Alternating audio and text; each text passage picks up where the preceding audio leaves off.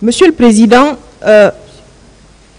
merci de me donner la parole pour présenter mes plaidoiries.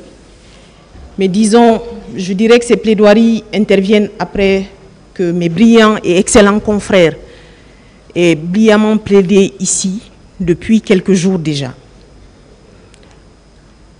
Monsieur le Président, il est difficile de parler de remerciements à l'égard de votre tribunal parce que vous ne faites que votre travail. Mais il est ultime quand même à cette phase de reconnaître votre professionnalisme et l'impartialité avec laquelle vous avez mené ces débats, vous et les membres de votre auguste tribunal. Monsieur le Président, Messieurs les assesseurs, je ne saurais commencer sans me donner la peine de remercier un certain nombre de personnes de l'ombre qui ont beaucoup œuvré aux côtés des victimes pour que nous arrivions aujourd'hui à cette phase. Donc je commencerai par remercier Madame Souhaïr Bellassène, ancienne présidente et présidente d'honneur de la FIDH. Messieurs Mabassa Fall, Madame Éléonore Morel, directrice générale de la FIDH, Madame Zoé Bertrand, Monsieur Willy Net. Mais mes sincères remerciements vont également à l'endroit d'un certain nombre de personnes qui sont des personnes de l'ombre en Guinée. Monsieur Aboubakar Silla, Monsieur Alseni Sall, Monsieur Amadou Bari, Monsieur Ousmane Souma et tant d'autres qui ont investi de leur temps, de leur énergie, pour qu'aujourd'hui, enfin, nous soyons devant ce tribunal criminel. Monsieur le Président, j'adresse ici mes hommages aux victimes. Les victimes qui sont, à mon avis, des survivants et des survivantes. Des survivants et des survivantes de ce massacre. Ces personnes-là ont tout donné, leur courage. Je salue leur courage, je salue leur persévérance, je salue leur résilience, leur capacité à résister face à toutes ces douleurs, face à toutes ces atrocités qu'elles ont subies, mais qu'elles ont quand même réussi à surmonter. Monsieur le Président, ce procès est un moment d'espoir pour notre pays. Notre pays, depuis son accession à l'indépendance, a connu beaucoup de crimes et beaucoup de violences d'État ont énormément impacté l'évolution et le développement de notre pays. Monsieur le Président, depuis près de 19 mois, les victimes ont défilé à ce tribunal. Il y a des moments où on a eu l'impression que ce procès avait une espèce de forme thérapeutique pour les victimes. Je pense qu'elles venaient là et elles avaient la sensation d'être entendues, d'être écoutées, mais aussi elles avaient la sensation que, pour une fois, leurs paroles, leur douleur et celle de leur famille étaient également prises en compte. J'ai noté au cours de ces derniers mois, voire de ces 19 mois ou plus, Monsieur le Président, que je rencontrais dans cette salle des victimes qui venaient là avec une certaine satisfaction. Une satisfaction de savoir qu'il y avait des personnes dans le box des accusés. Une satisfaction de savoir qu'enfin, elles allaient avoir droit à la parole. Monsieur le Président, ma plaidoirie va être une espèce de synthèse de tout ce que mes confrères ont brillamment développé depuis le 13 mai à cette barre, Monsieur le Président. Je vais, avec une grande humilité, me contenter de parler des souffrances des victimes, de parler aujourd'hui, Monsieur le Président, Messieurs les assesseurs, de la légitimité de la réparation, du fait qu'elle mérite réparation, Monsieur le Président.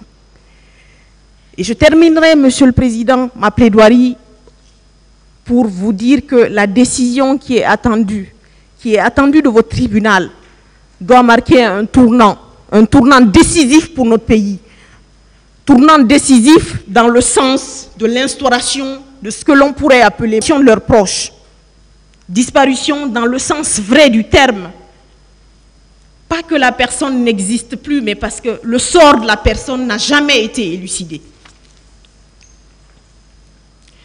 Monsieur le Président, nous avons entendu à cette barre une jeune dame nous parler de ses souffrances au stade, du fait qu'elle a été violée, du fait qu'elle a été battue, du fait également, Monsieur le Président, qu'elle a dû être obligée, par des militaires ce jour-là, de ramasser des grenades. Et qu'on lui a également demandé, Monsieur le Président, nous avons entendu ici, Monsieur le Président, pendant des années, des questionnements sur pourquoi vous êtes allé au stade. Et même dans cette salle d'audience, à plusieurs reprises, on a entendu des questions demandant aux victimes, mais pourquoi tu es allé? Tu savais ce qui t'attendait quelque part. Cette même jeune dame dont je relate l'histoire, Monsieur le Président, qui s'est présentée ici au huis clos, a dit que 2 mois plus tard, elle a été harcelée à la clinique mère et enfant, pendant qu'elle essayait de panser ses blessures, pendant qu'elle se cachait. Peut-on imaginer un seul instant les souffrances de cette jeune femme qui continue, malgré des crises, à vivre avec ces crises, Monsieur le Président?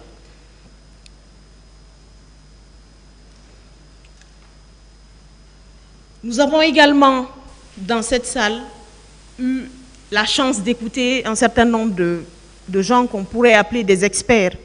Nous avons entendu ici, à cette barre, Monsieur le Président, le professeur Namori Keita, qui a relaté une histoire qui nous a tous énormément marqués. L'histoire de cette jeune fille qui avait 17 ans. Il a appelé ça une triple punition. Violée pendant qu'elle n'avait jamais connu auparavant des relations intimes. Violée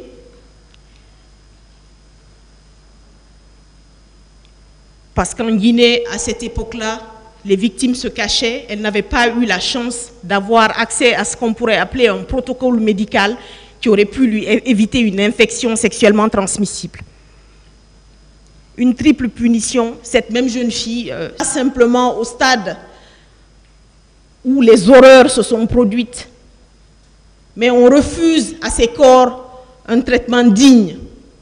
Et finalement, les victimes, enfin, les descendants des victimes, si on peut appeler ça ainsi, sont retraumatisés parce que non seulement elles ne peuvent pas faire leur deuil de la façon qui sied.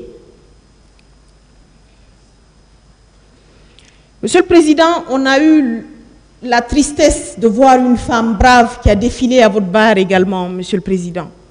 Et cette femme a eu le courage de venir et de dire « Je viens, je préfère parler devant les caméras, je préfère dire ce qui m'est arrivé, je préfère retranscrire mes souffrances, parce que ce n'est pas à moi de raser les murs, Monsieur le Président, c'est à eux de raser les murs, c'est à eux de se cacher. »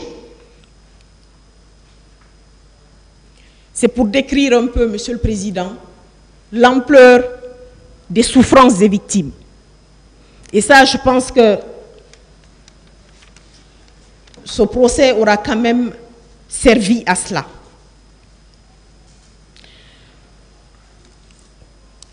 Monsieur le Président, nous avons vu ici des victimes traquées à l'intérieur de nos hôpitaux. Ça veut dire que les crimes perpétrés au stade n'ont pas suffi. Je veux dire leur douleur, d'imaginer encore qu'il y avait un canon de fusil introduit dans leur partie intime, Monsieur le Président. Aujourd'hui, Monsieur le Président, je pense que votre décision comprendra la légitimité de mettre en place un fonds de soutien médical pour ces victimes. Parce qu'on aura beau leur payer des milliards, il faudra qu'un père soit suivi. Plusieurs femmes d'un certain âge vous ont dit ici qu'à cause des viols qu'elles ont subis, elles sont encore soumises à ce qu'on appelle des infections qui seraient parfois des troubles psychologiques, Monsieur le Président. Des troubles psychologiques à tout ce qu'elles ont subi. Monsieur le Président, beaucoup de choses ont été dites à la barre de votre tribunal. On a entendu Madame Abbé, qui est l'une des seules victimes qui a reconnu son violeur. Et nous savons dans quelles conditions elle a reconnu ce violeur parce qu'elle le connaissait bien avant. Monsieur le Président, nous a qu'il survit, Monsieur le Président, aux atrocités qu'il a subies. Et de toute façon, il a quelque part la chance de s'en sortir. Et il vous dit d'ailleurs à la barre de ce tribunal, Monsieur le Président, qu'il aura fallu que sa mère vende leur domicile familial pour qu'il puisse se soigner pendant des années.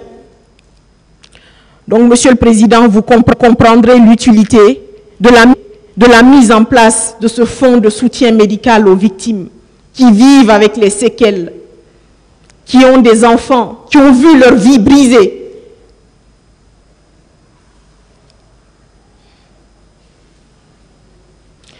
Monsieur le Président,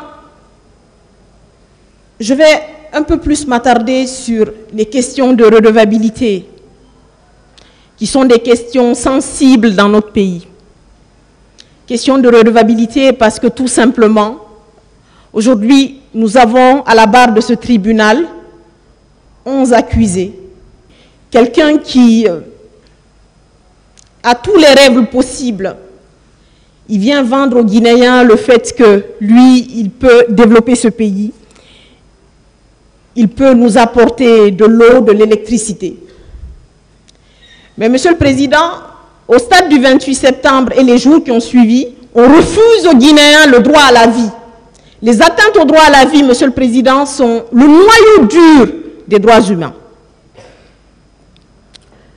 C'est bien regrettable, Monsieur le Président, qu'un 28 septembre 2009, le jour où la Guinée a dit non aux colonisateurs, qu'on refuse aux Guinéens, Monsieur le Président, le droit de dire non à un système. C'est quand même assez ahurissant, Monsieur le Président. Nous avons donc un monsieur à la tête de ce pays à l'époque, Monsieur Moussa Dadis Camara, qui aujourd'hui dit qu'il n'est en rien responsable de ce qui est arrivé. Monsieur le Président, dans la jurisprudence internationale, ou en tout cas dans les pays de tradition romano-germanique, il est arrivé à un moment donné qu'on poursuive des ministres. C'est le cas de la Haute Cour de justice en France, où on a poursuivi des ministres, tout simplement parce qu'il y avait eu des drames tels que l'histoire du sang contaminé en France. Et à l'époque, il y avait une théorie qui courait, c'était que, sont-ils coupables? Non. Mais est-ce qu'ils sont responsables de ce qui est arrivé?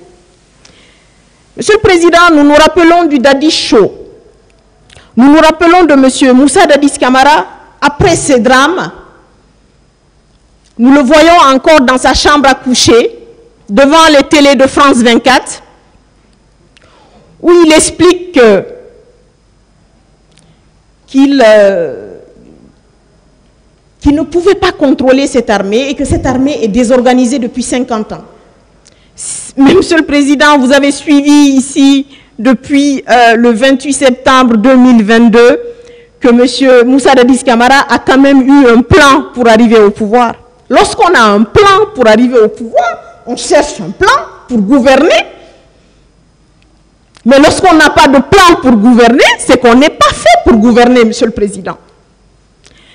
Monsieur le Président, il y a d'autres interviews de M. Moussa Dadis Camara que l'on retrouve très difficilement aujourd'hui parce qu'à l'époque, c'était un peu difficile de conserver un certain nombre de choses. Vous avez des interviews de lui sur Africable où M. Moussa Dadis Camara développe que c'est les opposants qui sont responsables de tout ce qui est arrivé au stade. Il développe cela de la façon la plus simple que possible, avec une véhémence, parce qu'il y croit, bien évidemment.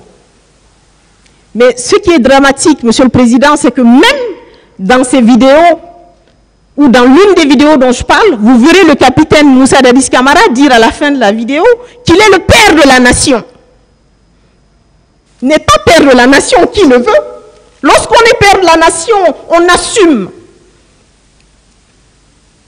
Lorsqu'on est père de la nation, On ne laisse pas des corps de Guinéens pourrir, se fissurer dans les morgues. On ne dissimule pas ces corps de cette façon, Monsieur le Président. Lorsqu'on est père de la nation, on assume ce genre d'acte. Parce que tout simplement, on a une certaine responsabilité morale. Monsieur le Président, je pense qu'à la barre de ce tribunal, sur les questions de redevabilité, sur le fait que les victimes réclament une réparation, mais elles réclament également justice.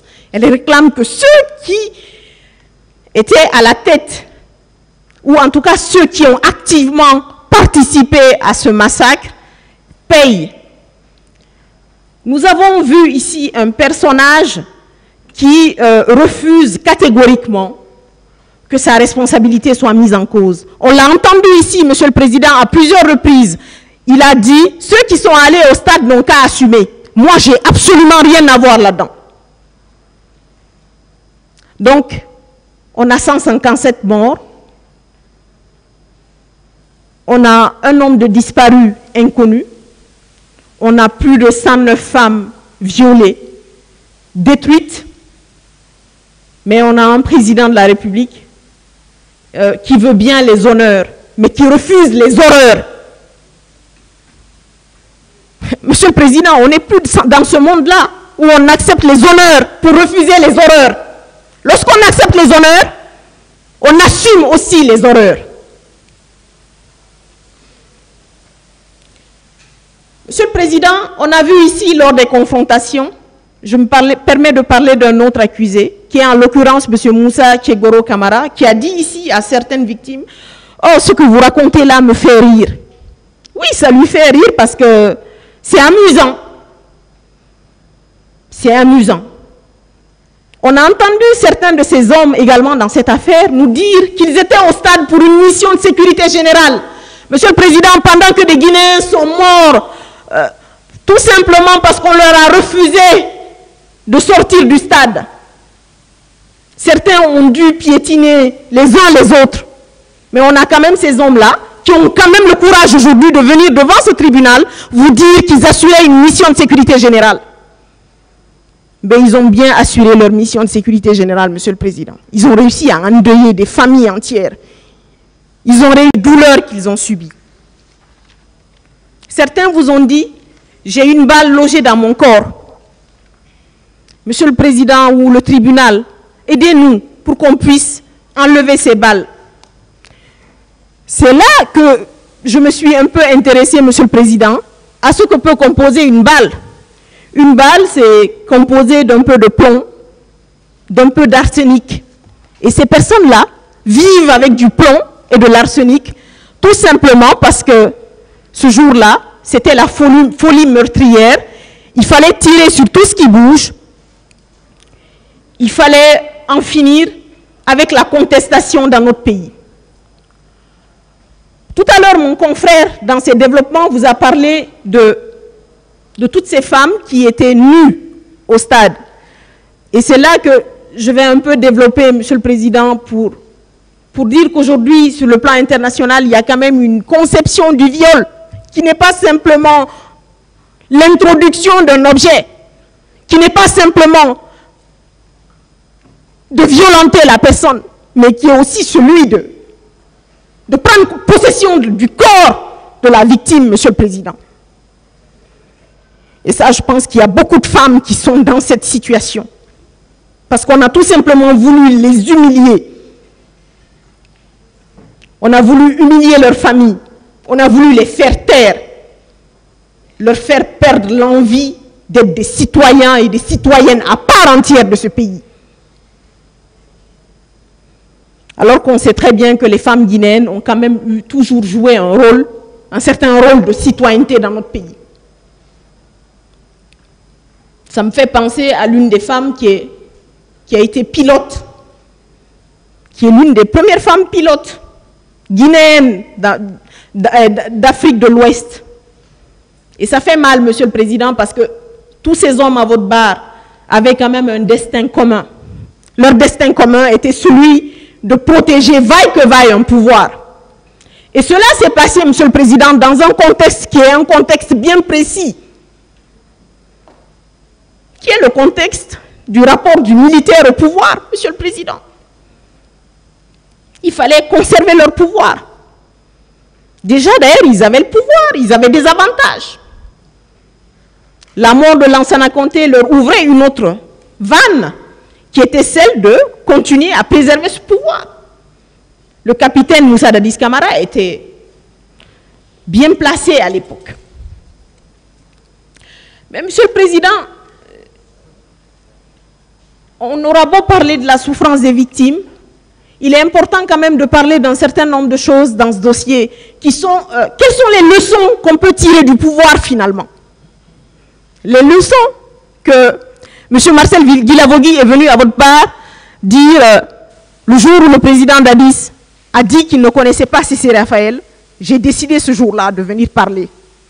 Et je pense que ça, c'est des leçons du pouvoir et il va falloir que tous les Guinéens tirent ces leçons du pouvoir.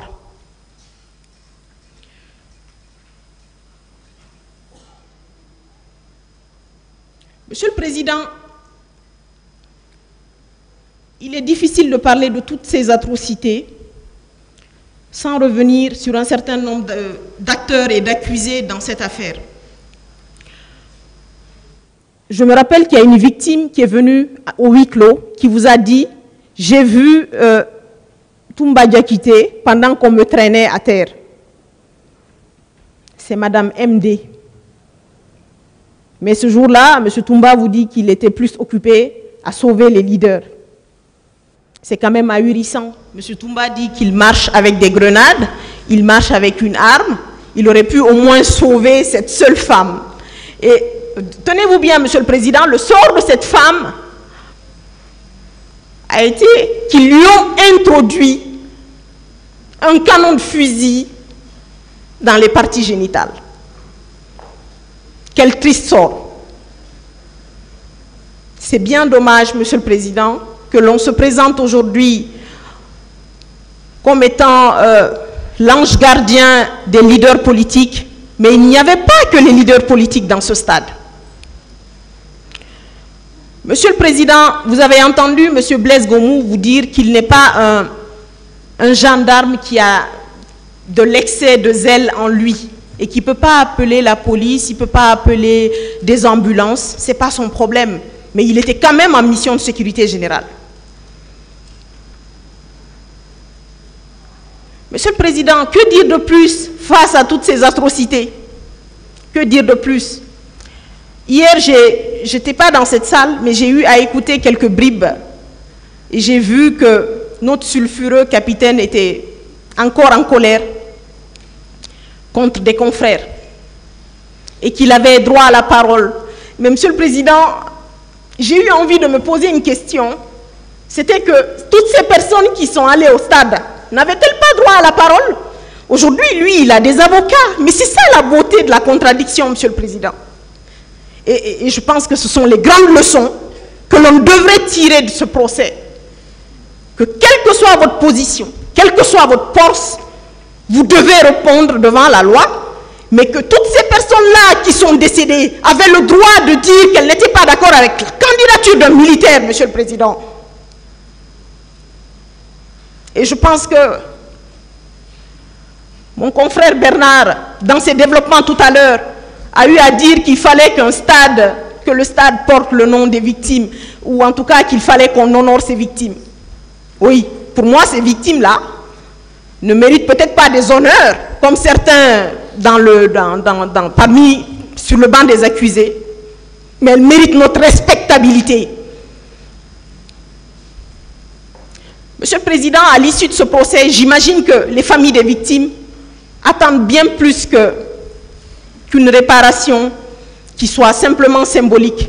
Elles attendent également que nous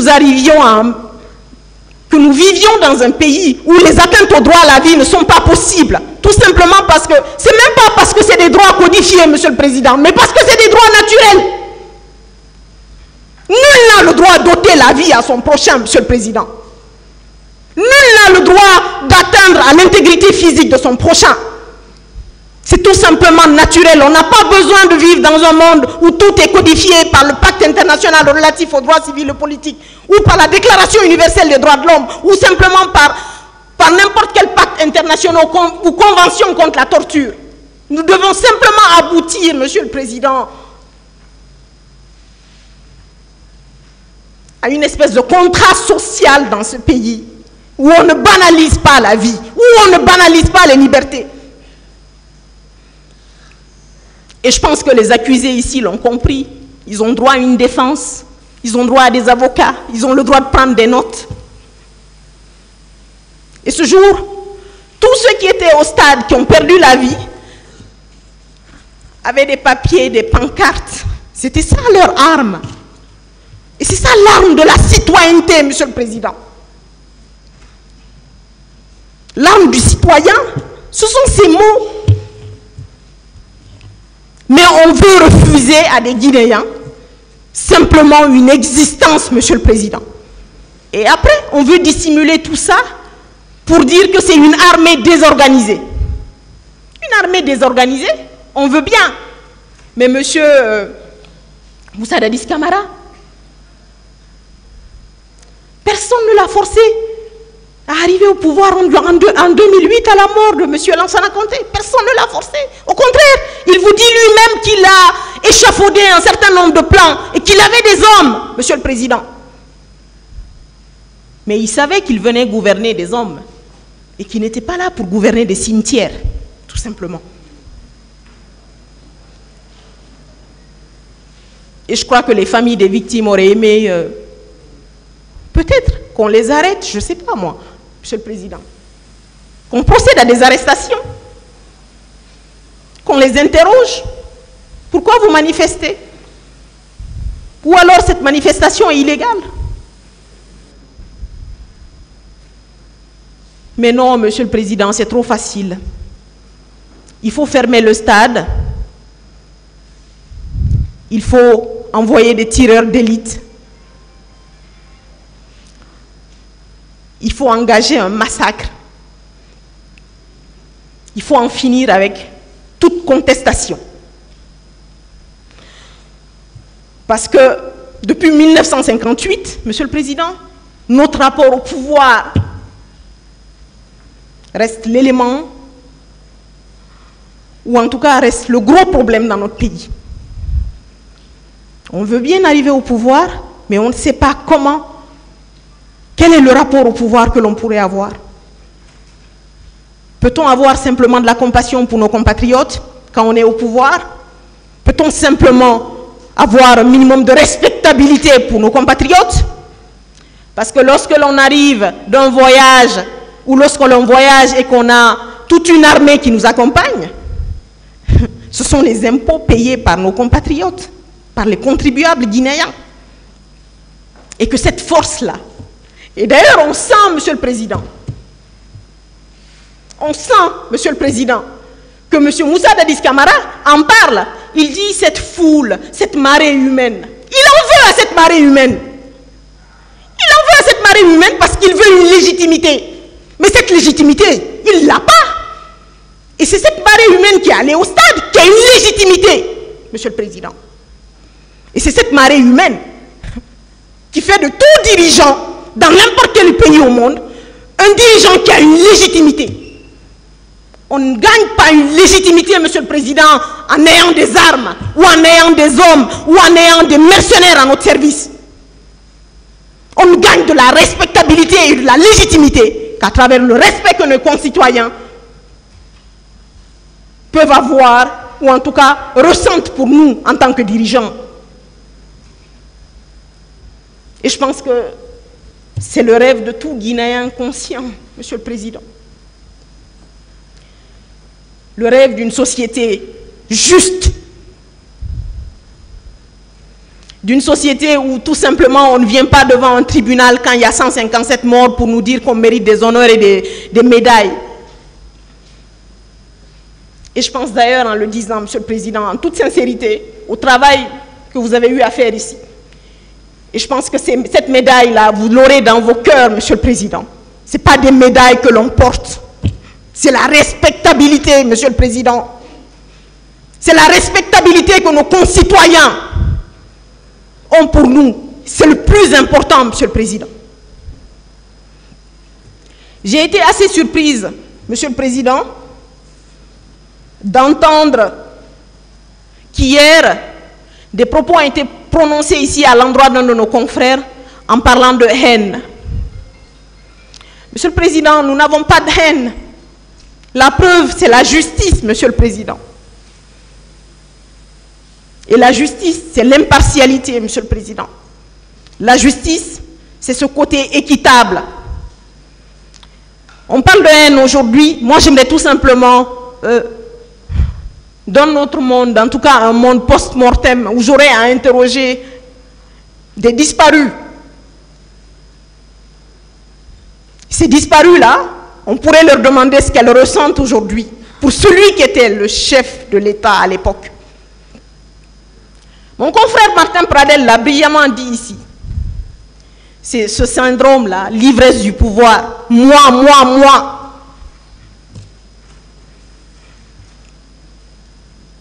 Monsieur le Président, ici, ce qui existe, c'est la Guinée. Ce qui existe, Monsieur le Président, c'est qu'il faut réhabiliter cette conscience morale dans ce pays. Il faut réhabiliter, Monsieur le Président. Il faut repenser les blessures. Et elles ne sauraient se faire sans une justice. Et on ne peut pas venir, Monsieur le Président, en disant que je n'ai rien fait, je n'ai pas agi. Je ne savais pas qu'il y avait des hommes sur le terrain. Je ne savais pas qu'il y avait la milice de Kaléa. Je ne savais rien de tout ça.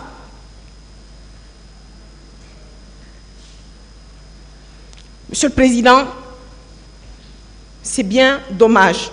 Heureusement que nous sommes dans la phase ultime et que votre justice, en tout cas la décision qui tombera, tiendra compte, Monsieur le Président, de tous ces éléments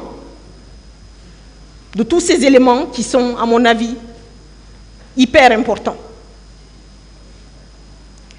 Monsieur le Président, je terminerai ma plaidoirie sans parler d'un cas particulier qui m'a énormément marqué. Je vais le dire entre parenthèses avant de rendre le micro. C'est le cas d'une victime qui dit qu'il a subi une intervention chirurgicale de la part de M. Abdoulaye Diaby. Mais M. Abdoulaye Diaby, bien évidemment, ne s'en souvient pas. Il ne sait pas trop ce qu'il a fait ce jour-là, Monsieur le Président, et c'est bien regrettable. M. Lamine Sow est venu à votre tribunal, il a dit qu'il a subi une intervention et que le médecin n'a jamais daigné venir lui expliquer comment ça se faisait que cette balle-là n'est jamais sortie de son corps. C'est bien dommage, Monsieur le Président, que des personnes qui ont atteint ce niveau intellectuel, des gens qui ont prêté le serment d'Hippocrate, se soient livrés à ce qu'on pourrait appeler de la loyauté, mais Monsieur le Président, moi j'appelle ça une loyauté criminelle. Monsieur le Président, je vais citer Monsieur Martin Luther King, qui est un partisan, un grand militant des droits civils et politiques. Parce qu'en fait, en Guinée, Monsieur le Président, nous sommes encore à cette phase où nous nous battons pour des droits civils et politiques, Monsieur le Président. Pendant que même nos droits sociaux, économiques et culturels ne sont pas assurés. Il dit ceci, Monsieur le Président. Je crois que la vérité des armées et l'amour des intéressés auront le dernier mot dans le monde des réalités. C'est pourquoi, même s'il est provisoirement bafoué, le bon droit sera plus fort que le mal triomphant. Et, Monsieur le Président, c'est cet espoir que suscite votre tribunal. Et c'est ce miracle guinéen, Monsieur le Président, que nous attendons de vous et de votre auguste tribunal. Ce miracle, cette lueur d'espoir, Monsieur le Président, que des crimes soient reconnus. Cette lueur d'espoir que des personnes haut placées répondent de leurs actes. Cette lueur d'espoir, Monsieur le Président, nous la plaçons en vous et en votre auguste tribunal. Et nous espérons tout simplement que justice sera rendue pour les victimes et que les victimes pourront enfin faire leur deuil. J'ai plaidé et je vous remercie.